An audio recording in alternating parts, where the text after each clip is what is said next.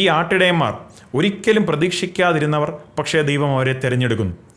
ബൈബിളിൻ്റെ ആ സമയങ്ങളിൽ ആട്ടിടയന്മാരെന്ന് പറഞ്ഞാൽ സമൂഹത്തിലെ ഏറ്റവും താഴെക്കട ഒരു ഭാഗത്ത് നിന്നിരുന്ന, അവരുടെ റാങ്ക് ഏറ്റവും താഴെ ഒരു ലെവലിലായിരുന്നു. അവരെ അശുദ്ധരായിട്ടായിരുന്നു എണ്ണിയിരുന്നത്. അവർക്ക് വിദ്യാഭ്യാസമില്ല എന്ന് കരുതിയിരുന്നു. അവരെ വിശ്വസിക്കാൻ കൊള്ളില്ല എന്നാണ് മറ്റുള്ളവർ എണ്ണിയിരുന്നത്. എന്നിട്ടും ദൈവം അവരെയാണ് തിരഞ്ഞെടുത്തത് ക്രിസ്തുവിൻ്റെ ജനനത്തിൻ്റെ ആദ്യത്തെ സാക്ഷികളാകുവാൻ. 1 കൊരിന്ത്യർ 1:27 തന്നെ പറയുന്നത്, ജ്ഞാനികളെ ലജ്ജിപ്പിപ്പാൻ ദൈവം ലോകത്തിൽ ഭോഷത്വമായത് തിരഞ്ഞെടുത്തു, ബലമുള്ളതിനെ ലജ്ജിപ്പിപ്പാൻ ദൈവം ലോകത്തിൽ ബലഹീനമായത് തിരഞ്ഞെടുത്തു. ദൈവം അവിടെ ഒരു പ്രസ്താവന കൊടുക്കുന്നത് ക്വാളിഫിക്കേഷൻ അല്ല ദൈവം നോക്കുന്നത്, പകരം അവൈലബിലിറ്റിയാണ്. നിങ്ങൾ ദൈവത്തിന് വേണ്ടി അവൈലബിൾ ആണോ എന്നുള്ളതാണ്. നിങ്ങളെ മറ്റുള്ളവർ അവഗണിച്ചേക്കാം, അത്ര പോളിഷ്ഡ് അല്ല എന്ന് തോന്നിയേക്കാം മറ്റുള്ളവർക്ക് നിങ്ങളെക്കുറിച്ച്. ക്വാളിഫിക്കേഷൻ പോരാ എന്ന് തോന്നാം, ആടുകളുടെ സ്മെല്ല് നിങ്ങളുടെ മേൽ ഉണ്ട് എന്ന് തോന്നാം.